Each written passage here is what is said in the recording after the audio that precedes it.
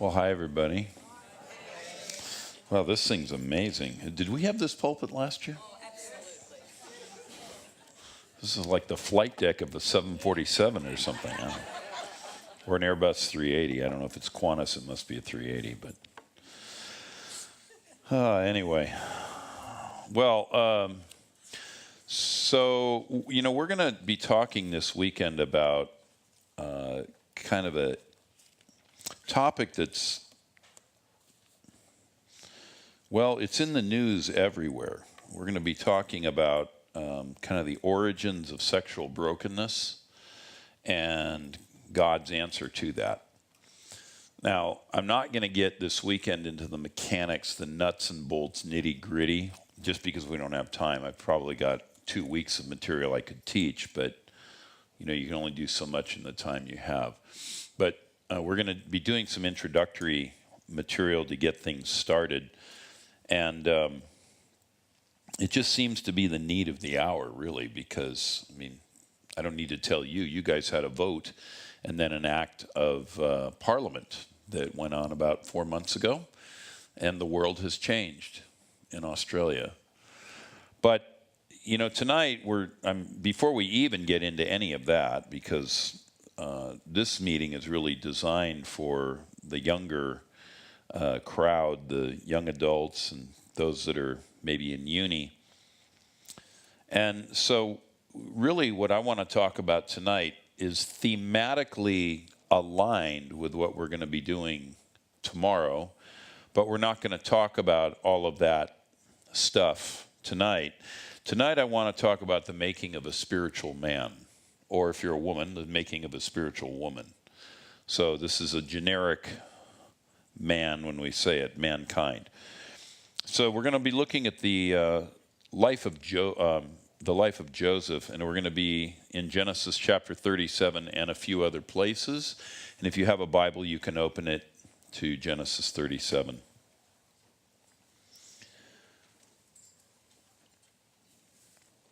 So the passage reads this way: Jacob lived in the land of his father's sojournings in the land of Canaan. These are the generations of Jacob. Joseph being 17 years old, that would be like late high school, right? 11th grade, 12th grade, or year 11, year 12, as you say. Joseph being 17 years old was pasturing the flock with his brothers. He was a boy with the sons of Bilhah and Zilpah, his father's wives. And Joseph brought a bad report of them to their father. Now Israel loved Joseph more than all of his other sons, because he was the son of his old age, and he made him a robe of many colors. But when his brothers saw that their father loved him more than all his brothers, they hated him and could not speak peacefully to him. Can someone say modern Australian family? We have a TV show in the United States called Modern American Family, but you get the idea. So we've got conflict going on in the family. Now Joseph had a dream, and when he told it to his brothers, they hated him even more. Awesome. He said to them, "Hear this dream that I have dreamed. Behold, we were binding sheaves in the field, and behold, my sheaf arose and stood upright. And behold, your sheaves gathered around it and bowed down to my sheaf." And his brothers said to him, "Are you indeed to reign over us, or are you indeed to rule over us?" So they hated him even more for his dreams and for his words. Now, if you didn't catch it, it said they hated him, but then they hated him more. So this is called pouring gas on a fire, or digging your own trench, if you prefer. Then he dreamed another dream and told it to his brothers and said, "Behold, I have dreamed another dream. Behold, the sun, the moon, and 11 stars were bowing down to me." And when he told it to his father and to his brothers, his father rebuked him and said to him, "What is this dream that you have dreamed? Shall I and your mother and your brothers indeed come to bow ourselves to the ground before you?" And his brothers were jealous of him. But his father kept the saying in mind. Now his brothers went to pasture their father's flock near Shechem. And Israel said to Joseph, "Are not your brothers pasturing the flock at Shechem? Come, I will send you to them." And he said to them, "Here I am." So he said to him, "Go now, see if it is well with your brothers and with the flock, and bring me word." So he sent him from the valley of Hebron, and he came to Shechem. And a man found him wandering in the fields, and the man asked him, "What are you seeking?" "I am seeking my brothers," he said. "Tell me, please, where they are pasturing the flock." And the man said, "They have gone away, for I heard them say, 'Let us go to Dothan.'"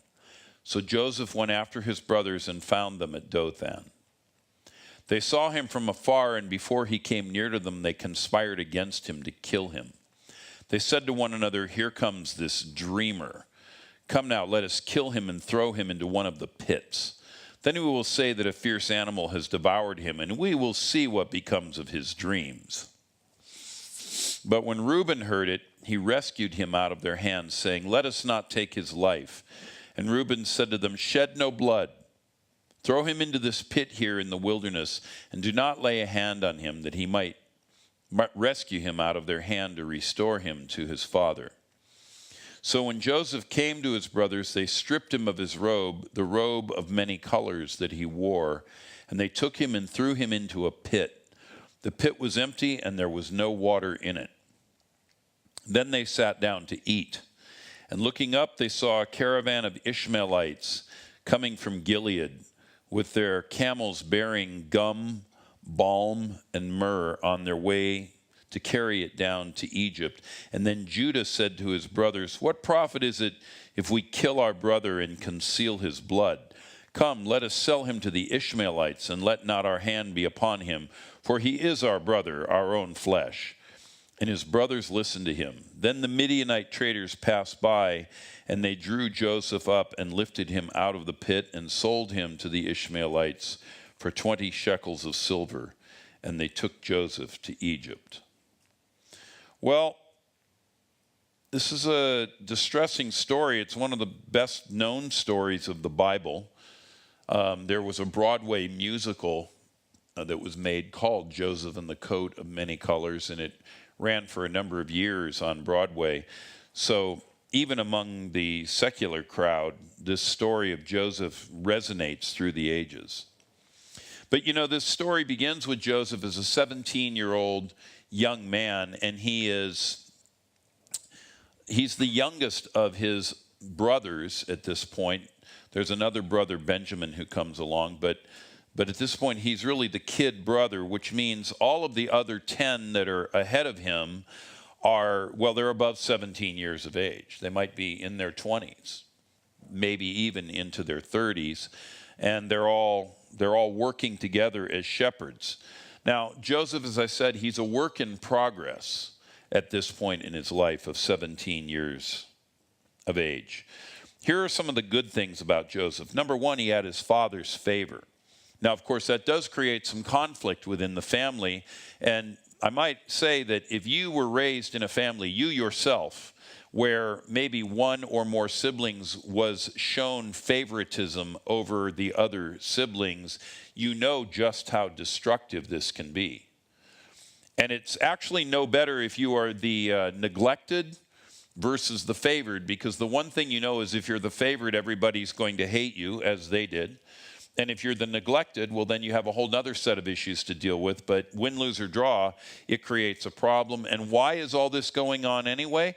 Well, it's because Jacob, the one who was called he grasps the heel, the deceiver, he still hadn't grown up himself. And so what we see is something of the sin of the father being passed into the next generation, the very thing that God had said would happen. When he declared his name in Exodus 34, he said, "I am the Lord, and I visit the sins of the fathers upon the children, even to the third and fourth generation." So this is not what you would call a healthy, balanced family, even if it's a family that has none other than the patriarch Jacob, who became known as Israel, as its leader.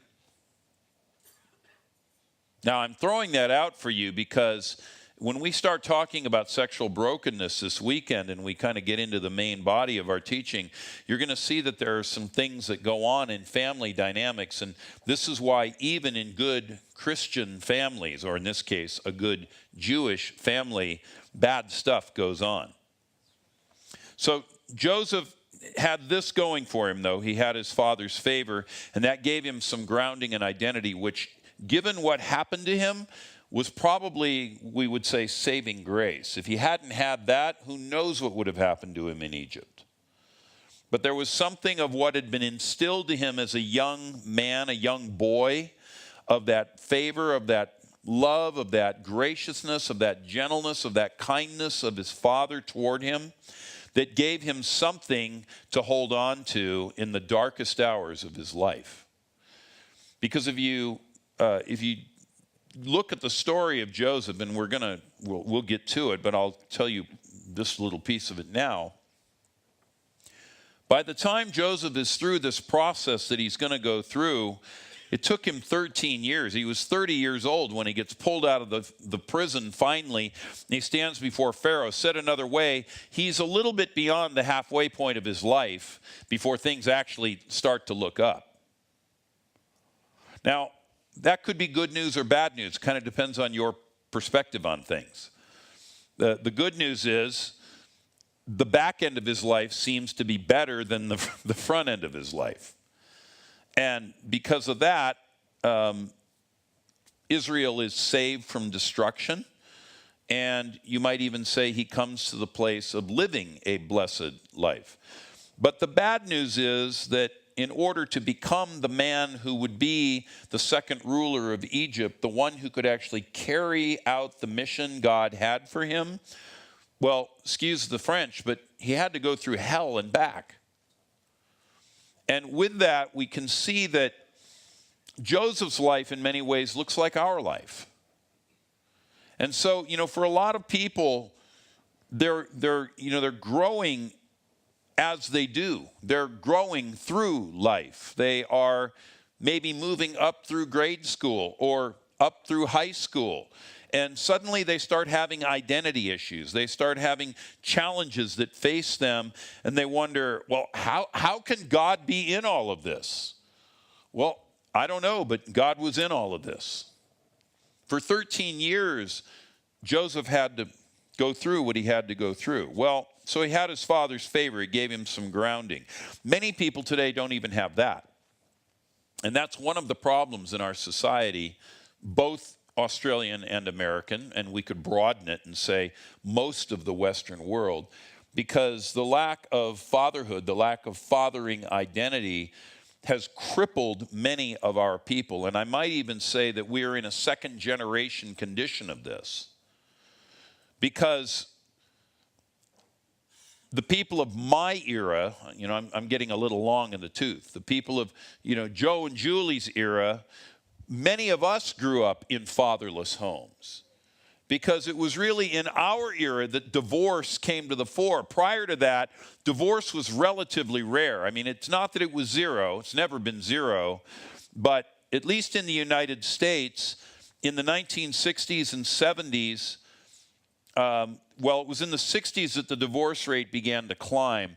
But prior to that, less than 5% of marriages ended in divorce. You either stuck it out or I guess you killed your spouse and went to jail. I'm being a little bit glib, but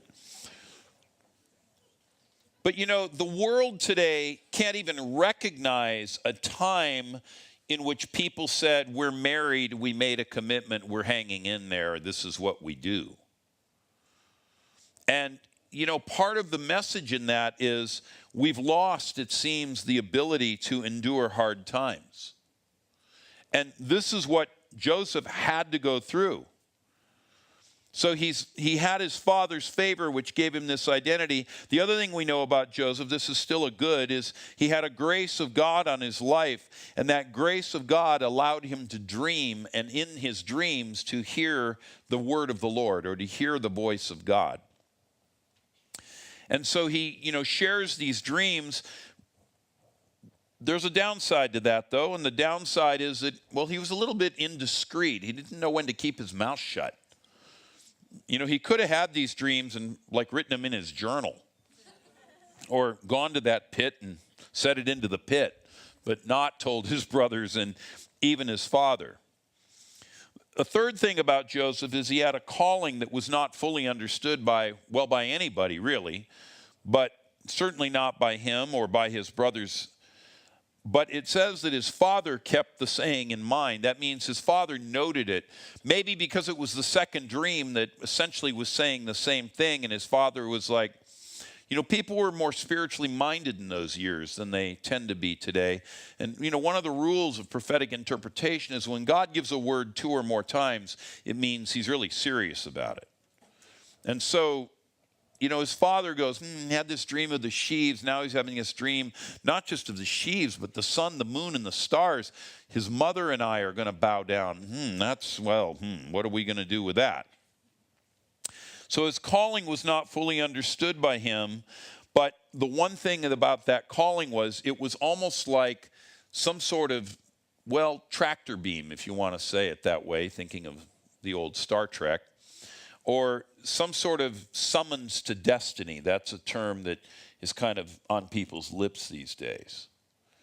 So those are some of the good things that were in Joseph's life. But I said he was a work in progress. So here's the bad. Joseph was a man who mimicked his father in many ways. He played relational games. You might remember that his father stole the birthright from his brother, and you might remember that he also stole the blessing, and he had to flee for his life because his brother Esau, or in this case it would have been Joseph's uncle Esau, was ready to kill Joseph's father because of these very behaviors. And what do you know? Joseph's brothers wanted to kill him. And it says that Joseph's father loved him more than his other brothers. That could be interpreted to mean that Joseph was more conniving and shrewd than his brothers were. His brothers were just Aussie blokes, if you will. What you see is what you get, mate.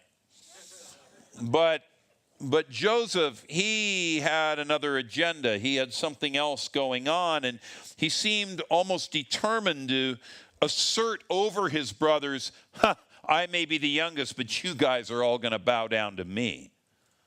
We don't know exactly how he presented that, but what we do know is when he told them, they hated him even more than they already did, which means he certainly didn't do it with any sort of humility or grace. Hey, guys, what do you think of this dream anyway? Isn't this a weird dream? There was none of that. This was like, hey, you guys, your sheaves bowed down to mine. What do you think, huh? Oh, and by the way, how do you like my robe? So he knew how to take their nose and kind of rub it in when you're training a dog. Somebody didn't go to flight mode. Okay, all phones in the house, off flight mode or vibrate.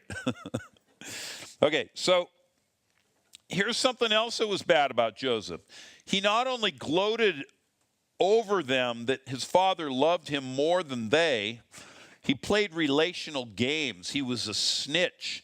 It says he brought a bad report of his brothers to his father. What does that mean? Well, he's watching what's going on out in the fields while they're watching the sheep, while dad's back at home. And every now and then he'd check in with dad and he'd kind of rat them out, as we would say in the United States.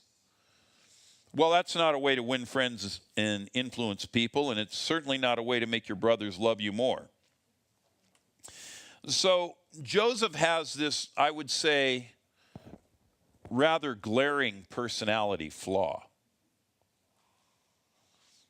And, given that this is a meeting that's really especially for those who are maybe a little younger in years, I might just throw it out to you that some of the difficulties and challenges that you face in life possibly, just maybe, could be divinely orchestrated to work those flaws out of your life in order that the grace of God would be seen in you. Now, that may not be good news to you. It may not even be an easy message to hear, but we're going to see in the life of Joseph, God did bring evil to good, or bring good out of evil, say it the way you wish. We're going to see that is what went on in the life of Joseph. And it might just be what's going on with you. Now, I'm taking it a little bit out of context, but it still works. When Saul, who became known as Paul the Apostle, when he was on the Damascus road, there are certain aspects of Joseph's personality that you can see in the life of Saul of Tarsus. You know, that sort of extremism, that sort of inflexibility, that certitude of rightness, and on it goes. And what did Jesus say when he confronted Saul on the Damascus road?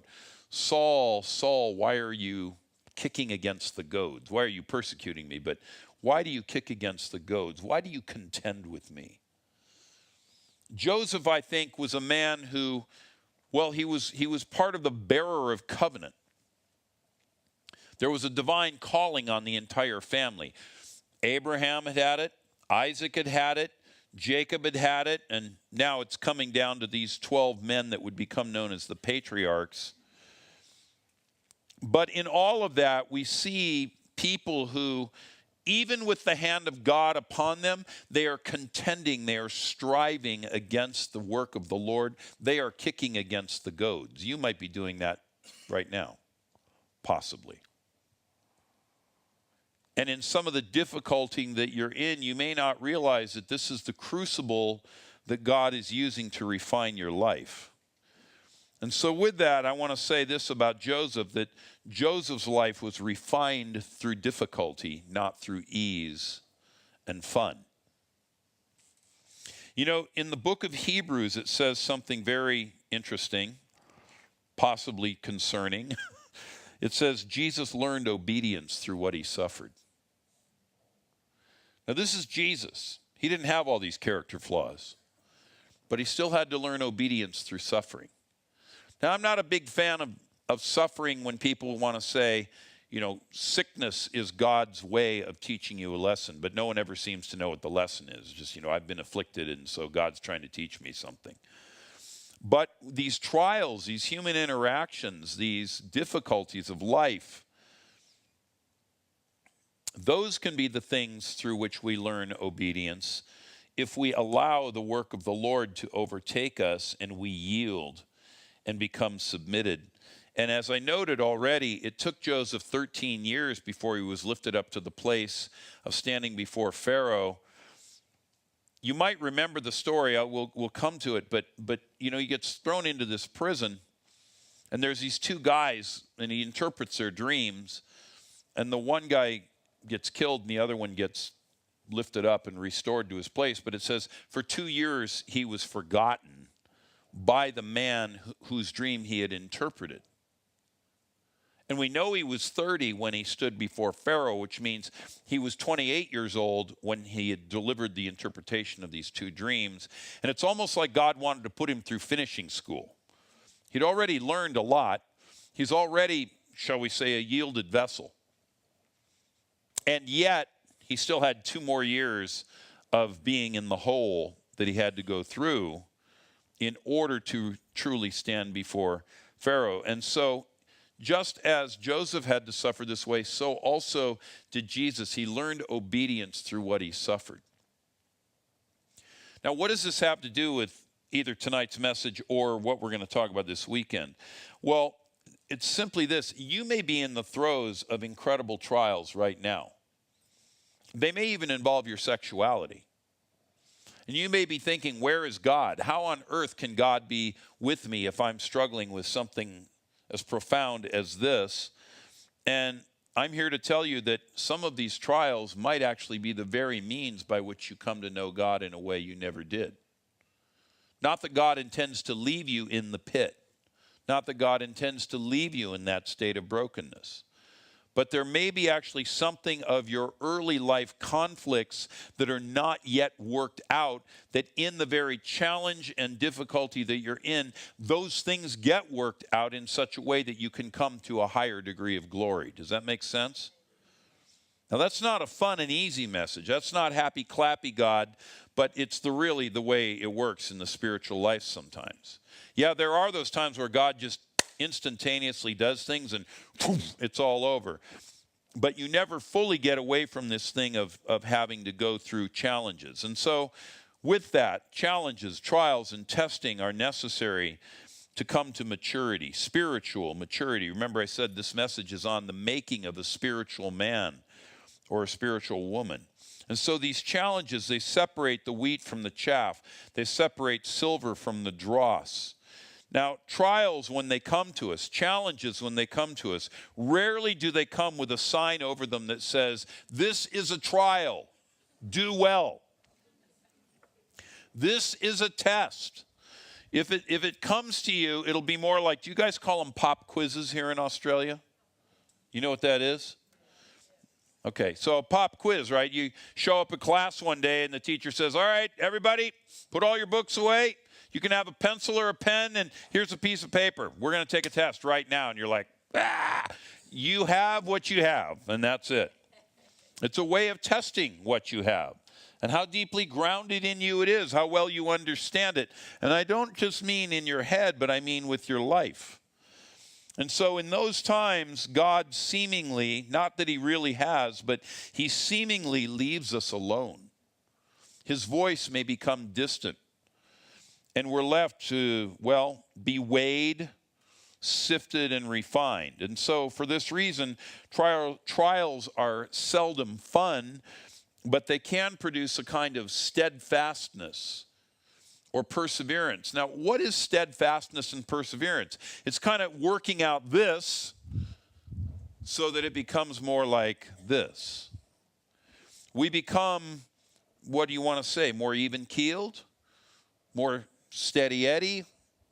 Say it the way you want, but our Christianity stops having the high highs and the low lows. You could say we stop being spiritual manic depressives. This is how the book of James characterizes it. And he says, when the process is complete, it results in maturity, and there will be no lack, not only of maturity, but of wisdom or even of resource. That's never the word we want to hear. And especially if it's going to be a 13-year-long trial. What did Joseph's trials include? Well, one of them was rejection. So we read this opening account, and here the Midianite traders come, and they take Joseph up out of the pit, and they sell him to the Ishmaelites for 20 shekels of silver. That's 2 shekels per brother. And they took Joseph down to Egypt. It's interesting. It doesn't really say it right there in Genesis 37. You have to go a couple further chapters in. But in Genesis 42:21, it says, now this is as they are coming to the realization that they are dealing with their brother, who is now the second ruler of Egypt and has the ability to, do pretty much anything to them that he might want to do to them. Then they said to one another, in truth, we are guilty concerning our brother, in that we saw the distress of his soul when he begged us, and we did not listen. That is why this distress has come upon us. Now, what that tells us about 5 chapters later is that at the time, Joseph was overwrought. Guys, hey, I'm your brother. What are you doing? Don't do this. Please, I beg you. As he's being carried off down to Egypt by the Ishmaelites. Now, admittedly, it's a little bit of dramatic reenactment, but I assure you, he wasn't like, oh, please don't take the money. He's bargaining for his life. And so in all of this, what is he experiencing? Well, he's experiencing, we already know, hatred. We know they were contemplating murder. And he's experiencing rejection of a very particular kind. We don't care if you live or die. We don't care if we ever see you again. Now, there may be people in this room that you grew up in a family where rejection was part of the world that you lived in. And if that's you, guaranteed it's probably affecting you. And since we're talking about sexuality this weekend, I'll say it may well be affecting your sexuality. That rejection. We'll come back and pick that up tomorrow. I'm not going to dwell on it too much tonight. But, all right, so he gets down to Egypt, and he gets purchased by a man named Potiphar, who happens to be the captain of the guard. Now, this is like the bodyguard of Pharaoh. In the Roman times, they called them the Praetorian Guard. In the United States, they call it the Secret Service. It protects the life of the president and the president's family. But this is the elite of the elite, the best of the best. And so he gets purchased by this man named Potiphar, who is the captain of the guard. And so he's living there in Potiphar's house, and he's taking care of business for him. And it says this: now Joseph was handsome in form and appearance, as many people are in their youth. I mean, you never look better than when you're young, right? So he's a strapping young 17-year-old man. Maybe now he's grown up to 18 or 19. We don't know, exactly when all of these events come down. We do have some endpoints that I've already described, but he's a good-looking guy. And after a time, so it didn't happen immediately. He's been working in the house there. His master's wife cast her eyes on Joseph and said, "Lie with me." Now, this is what we call sexual temptation. And this is a man, young man, and as everyone who's either in adolescence or been through adolescence knows, shall we just say, your hormones are running high. And he's a long way from home, and he's lonely, and here is this beautiful young woman who says, "I like you." And she's coming on to him. And he refused and said to his master's wife, "Behold, because of me, my master has no concern about anything in the house, and he's put everything that he has in my charge. He is not greater in this house than I am, nor has he kept back anything from me except you, because you are his wife. How then can I do this great wickedness and sin against God?" And as she spoke to Joseph day after day, he would not listen to her, to lie beside her or to be with her. Well, this isn't just a one-off hit. She continues to hit on him day after day after day. We don't know exactly how long it went on, but the day comes when no one else is around, and she doesn't just sort of make eyes and suggest that they go do the deed. She actually lays a hold of him, and so he basically has to, unfurl himself from the garment he's wearing. It's probably a cloak or something, and she's left holding the cloak. And so when Potiphar comes home, it says that she brought the garment and showed it to her husband. And she said, "The Hebrew servant whom you brought among us came in to make sport of me. But as soon as I lifted up my voice and cried, he left his garment beside me and fled out of the house. And as soon as his master heard the words that his wife spoke to him, 'This is the way your servant treated me,' his anger was kindled, and Joseph's master took him and put him into the prison, the place where the king's prisoners were confined, and he was there in prison." Now, this would have been the political prison, not just the one for common criminals, which means they had special treatment that they rendered, probably in the form of torture and so forth, to make sure that those who were opposed to the king kind of knew who was in charge. So Joseph not only had to endure sexual temptation repeatedly, but he also had to endure unjust accusation, being accused of something he never actually even did. And then he ends up in prison, apparently without trial, and with no particular date certain when he's going to get out. Said another way, he might have been thinking, "I'm going to die in this prison. There is really nothing in front of me." These are the trials of Joseph: rejection, sexual temptation, unjust accusation. And then, as I already suggested, in chapter 40, we have these two men who have dreams, and Joseph interprets their dreams for them. The one guy ends up being killed in fulfillment of the dream, the other one not so much. He goes back to his job, but he promptly forgets Joseph, and for 2 more years, Joseph is in prison. Now he's experiencing abandonment on top of the first 3 that I've listed. Now, I say that not to say, "You think your life's hard. Imagine you're Joseph." Because everybody's life has its own unique challenges and difficulties. And so with that, we don't want to minimize anyone's particular set of circumstances. But I mention all of this to point out that in all of this, it says, first, when he gets to Egypt, it says, 39:2, the Lord was with Joseph, even as he's sold into slavery to work for Potiphar. And then, once he is unjustly accused and thrown into prison, it says again, verse 21, the Lord was with Joseph and showed him steadfast love. You go, wait a minute, hold on. How does God show steadfast love when, first of all, you're abandoned by your family, rejected by your family, sold into slavery, and they cold-heartedly don't respond to your cries as you're being carried off to a foreign land where you don't even know the language? Just even surviving is going to be, borderline. And you're going to have to come up the curve on learning Egyptian instead of Hebrew. And God's with you. You're like, wow, with friends like you, who needs enemies? That's what Madame Guyon used to say, and she was a mystic in the 16th century. She'd say, Lord, it's no wonder you have so few friends when you treat the ones you have as you do. It's right in her journal.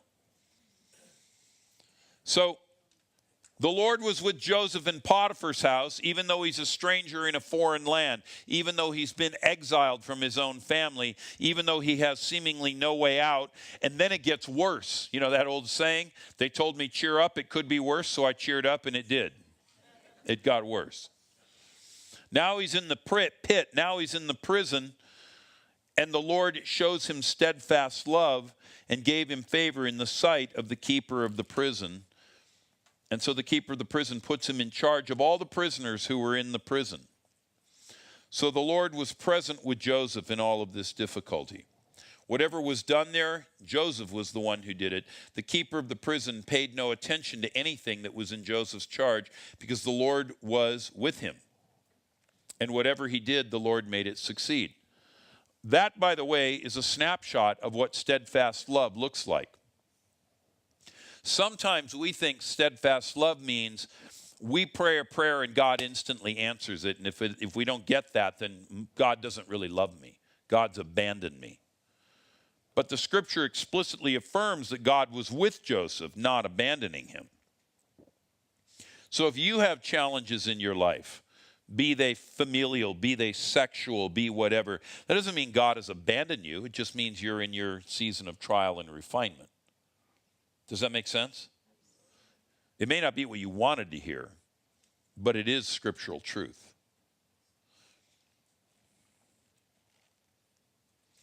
All right, so God gave him favor with men, and then in this case it was both men, initially with Potiphar, of course that went away, and then later with the keeper of the prison, in the midst of scorn and injustice. But here's the thing.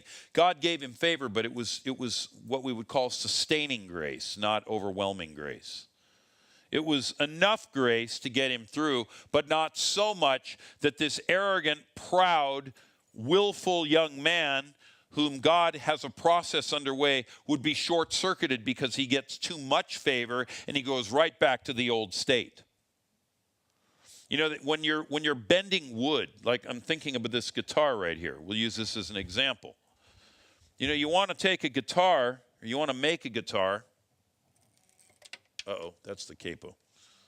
And I think your pick just went inside, sorry. There is a way to get it out, though.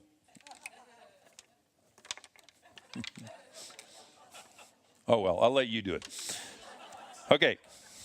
So you want to make one of these, right? They have to create this shape right here. And depending on what they're building, it may not be a guitar. It might be something considerably bigger. You know how you bend wood? You put it through extreme heat and pressure. And then you leave it there until the wood takes what they say a set. And when the wood takes a set, you can take all that heat and pressure off, and it'll still be shaped like that. But when it all starts out, the wood's perfectly straight as you would expect it to be. So how is God making the change in Joseph's life? Well, he's putting him through extreme heat and pressure so that he'll take a set, so that he'll become the man that God intends for him to be. So God gives him limited favor. That's steadfast love. That's the kindness of God. But note that he's not out of slavery and he's not out of prison yet. He'll get there. He'll get there. But it hasn't happened yet. And so it was through this tension of trials on the one hand and favor on the other. You say, can both happen at the same time? Yeah. Oh yeah, this is why the scripture admonishes us, give thanks in all circumstances, even in the trials. Not necessarily for the trials, but in the trials. Find something for which to be thankful. And I think it's interesting, as Joseph, the thing that got him into prison was this wife of Potiphar. It's interesting that when she comes on to him, I'm sure he was tempted. That's not the question.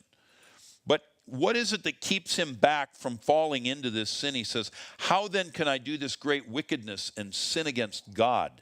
Something of what he had learned from his father Jacob, as imperfect as Jacob was. Something of what he had learned had settled into his soul such that in the moment of extreme temptation, instead of succumbing, which would have been the easier way to go, it would have ended him in the same place he got to anyway, right?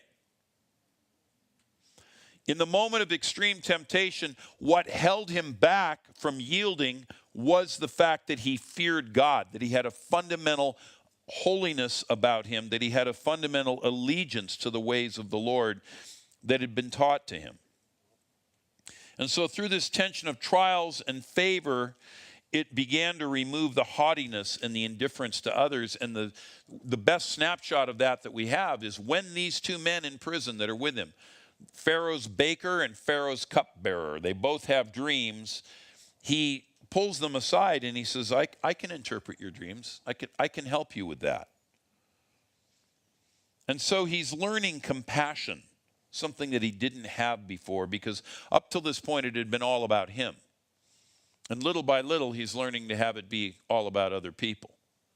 After all, he's got a whole prison under his care. He's got to make sure these men get clothed and fed and the latrines get cleaned and whatever. They have exercise, and I don't know, they didn't have, air conditioning and closed circuit TV in prison in those days, but whatever it was that it took to administer a prison, he had to be thinking about other people. And in that, by the way, it built an increased diligence in him because, Joseph, his father would send him out. The whole thing that got him sold into slavery was his father had said, go check on your brothers, see how the flocks are doing. And so he'd gone out to do that. And when he gets to Potiphar's house, Potiphar immediately sees the diligence in the young man. And so he says, you're over my whole house. And it said, you may not have caught it, that he was over not only the house, but the fields as well, which means this is more than just the local, the domestic matters of the home. It actually included the wider field of the crops and all of the other belongings, the livestock and so forth, all of Potiphar's estate. So he went from minding sheep for his own father to minding a house for his slave master to minding a prison, which would have been an even larger enterprise. And in the end, he would end up minding a nation.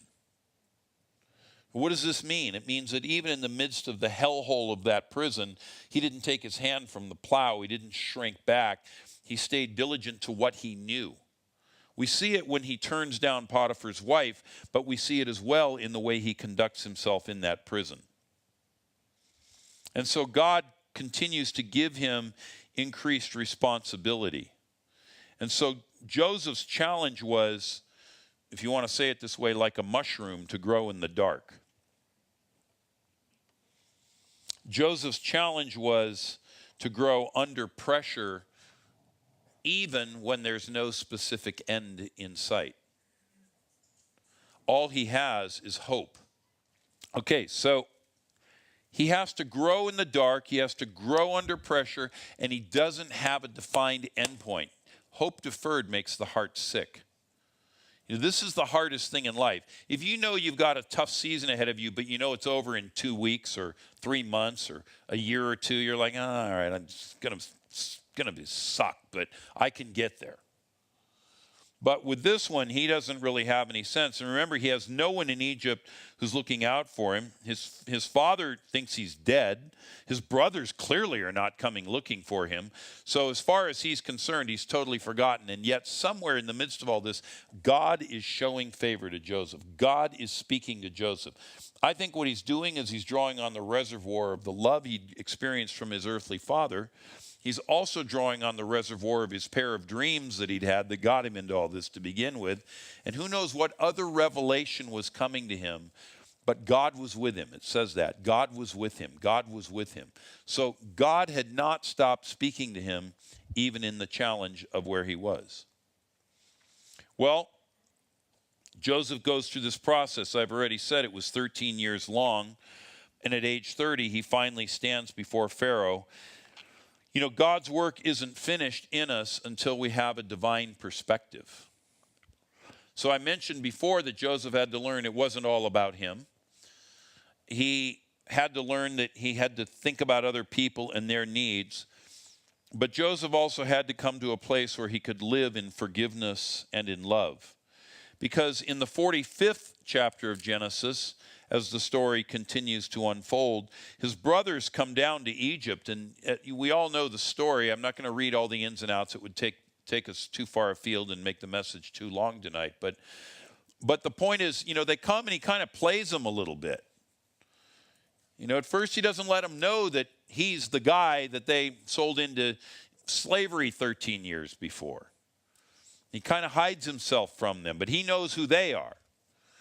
And so we have this thing where he asks all the questions and he ultimately puts their money back in the grain sacks, and this becomes a bit of a source of consternation.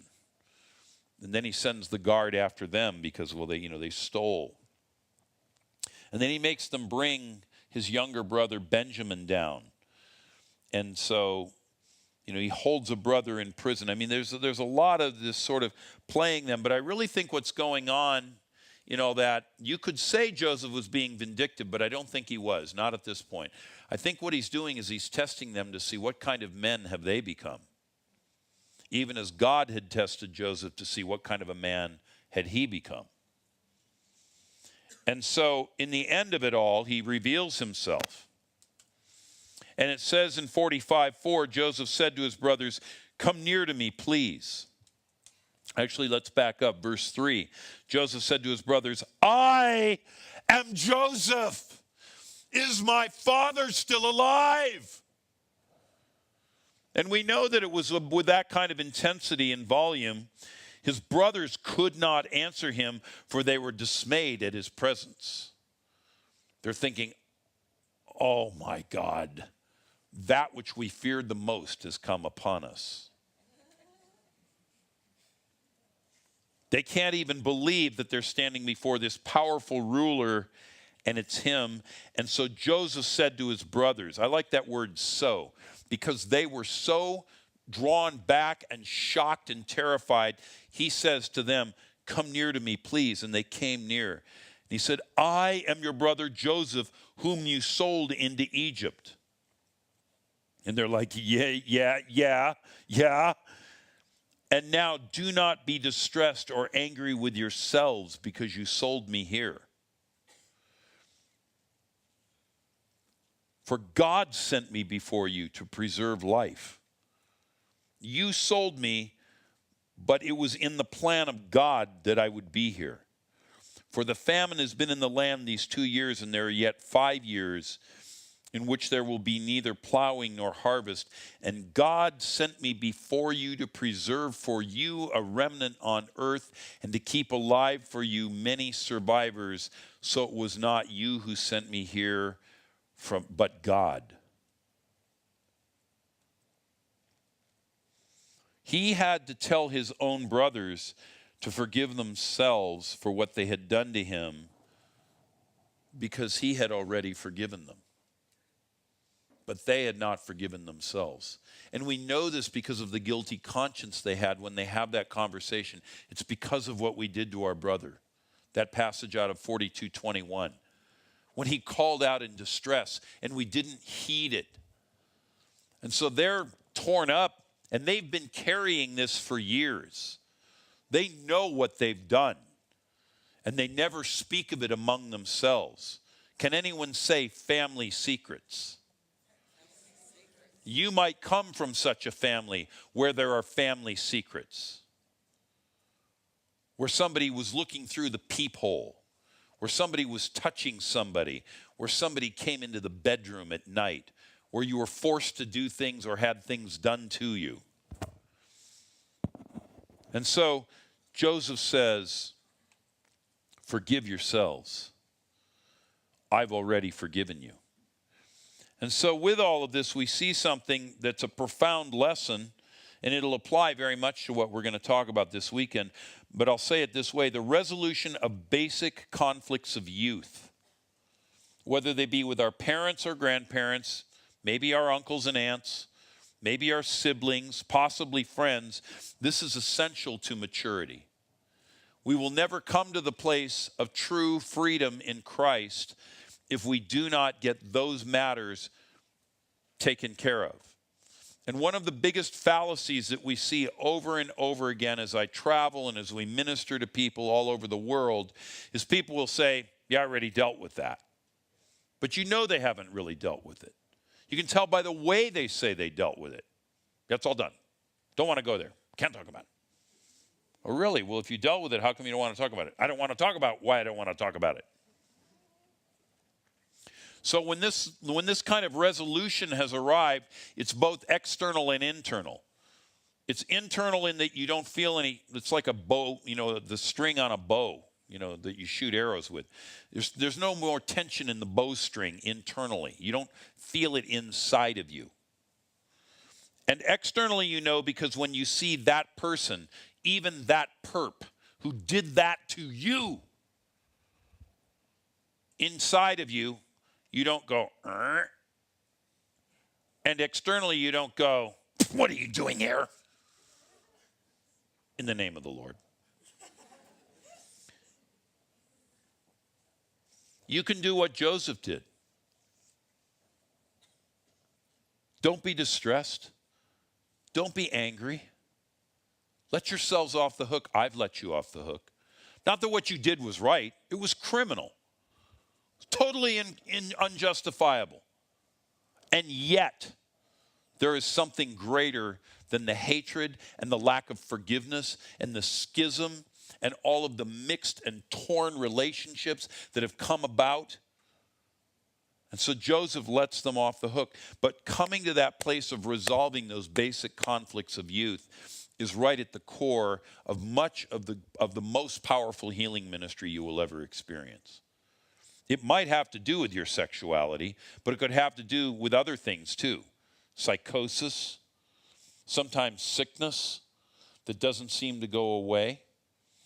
And so this story of Joseph is incredibly powerful. And I would submit to you, since this is a meeting that's, was intended to be mainly for the younger crowd, although there are some older, grayer hairs present, I would submit to you there is no time like the present to get this worked out.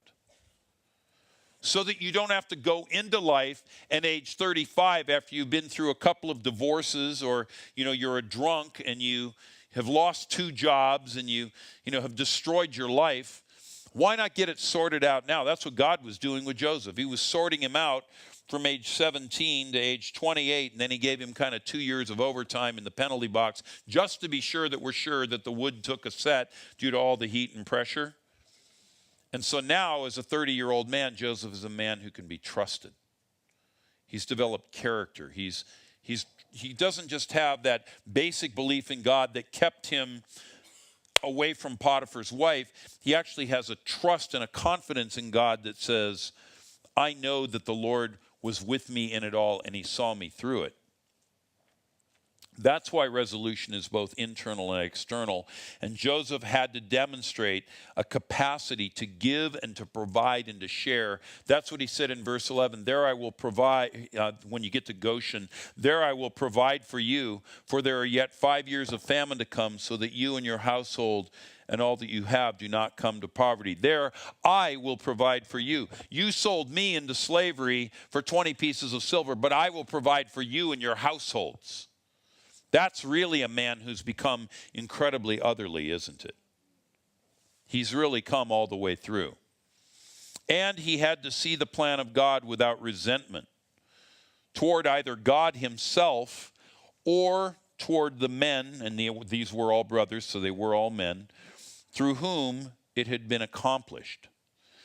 You know, we have a kind of a parallel thing that goes on with the story of Job. Some scholars think the book of Job is the first book that was written in the Bible, the oldest book of the Bible. Obviously, it doesn't predate Genesis in terms of the historicity of the events, because the world had to be created before there could ever be a Job. But in terms of when it was written down, some scholars think Job was the first of all the books written. And we see this story of this man Job, and it says 2 times in the book of Job, when he was afflicted, when his world caved in, when the roof fell in, when he lost his family and his flocks and his crops, and everything just incinerates around him, it says he did not sin by charging God with wrongdoing. You know, one of the other resolutions we have to come to is not just with the people who have wronged us, it's with God himself, because many times people harbor these grudges and this bitterness and this anger toward God. If God is real, I'm going to make him pay. And the way I'm going to make that happen is I'm going to deny he's real, or I'm going to go out and live in the most obscene, foul sin I can find as a way of shaking my fist at God. Well, in all this, Job did not sin by charging God with wrongdoing. And so one of the other basic conflicts of youth that we have to come to is making the decision that we will no longer charge God with wrongdoing in the midst of our affliction. And that's what Joseph had to do. That's why he could say, you didn't do this to me. God allowed this to happen so that there would be a remnant preserved in the earth of our entire family tree, that the covenant would not be broken, that God's promises to our father, to our grandfather, to our great-grandfather would not be broken, because God is good to his word. That's what Joseph learned in all of those years of trial. But, you have to let those trials come to their fruition. You have to let them be mature and complete. Otherwise, you won't actually get to that place with God, and you will end up accusing God, and you will end up hitting the rocks, and your world will fall apart. And I'll just say this, it's difficult to develop the kind of relationship with God that will sustain you for a lifetime until and unless you release the anger and the resentment and the bitterness that you inevitably will want to harbor toward God. It's a natural human response, but in the end, God is wanting us to work it through. And you say, well, you don't know what I went through. I don't know what you went through. But we all have our own story and our own journey. And I think it's of note that when Jesus was hanging on the cross, just before he died, what did he say? My God, why have you forsaken me? What did I do to deserve this? But note that he did not bring a railing accusation. One of the thieves did, but he did not. And so he left us an example of what it means to come through to that place of saying, if he slay me, I will trust him still. Well, we're just about done here. Becoming a spiritual man or a spiritual woman, then, means learning to see with divine perspective. I already made mention of this verse, but Romans 8:28. We know that in all things God works for the good of those who love him and who are called according to his purpose. That doesn't mean that everything that happens to you is good or something that we celebrate, but it means that God can bring good out of evil, and more than that, he will bring good out of evil for those who are his sons and daughters if they will embrace the process, even when it's a difficult one. And to see in this way means, among other things, that we somehow get grounded in God to such a degree, we would say in a New Testament context, we have our identity so set in Christ that we are founded upon that identity rather than upon letting the circumstances around us dictate who we will be. Because if our circumstances control and dictate who we will be, we become angry, we become embittered, we become vindictive and more. And this is the very thing that Joseph did not do, and the full proof of it is the way he handled his brothers when they showed up in Egypt. And so, to become a spiritual man or a spiritual woman means coming to the place of trust, where we can say it and then also mean it, not just words out of our mouth, but actually the words out of our heart. When we say, as Jesus did, Father, into your hands I commit my spirit. After Jesus said, my God, why have you forsaken me? It was then that he said, into your hands I commit my spirit. I don't understand why you would let this happen to me, but I commit my spirit to you. And we might add, as humans who are not hanging on the cross, I commit my fears and my hopes. I commit my successes and my failures. I commit my strengths and my weaknesses. I commit my past and my future to you. And with that, I will walk into a better future because I'm living out that Romans 8:28 truth. And wherever I do it, maybe from the life of Joseph, I draw my strength from those who have had similar kinds of challenges in their life, and yet in the end they saw that God was true to his word, even if it took a lot longer than anybody thought it would or wanted it to. And so I want to leave you with that as we open our weekend. Now this is, again, targeted really at the younger crowd because Joseph was a young man. But whether you're young or you're old, this process is the same process that all of us have to go through, where we have that grounding in the Lord that carries us to the place of wholeness. And with that, then, we become people who rise above the circumstances that assail us, and we become men and women of what I like to call dominion. We take charge of our world and our circumstances, even when we are under affliction and difficulty. Amen?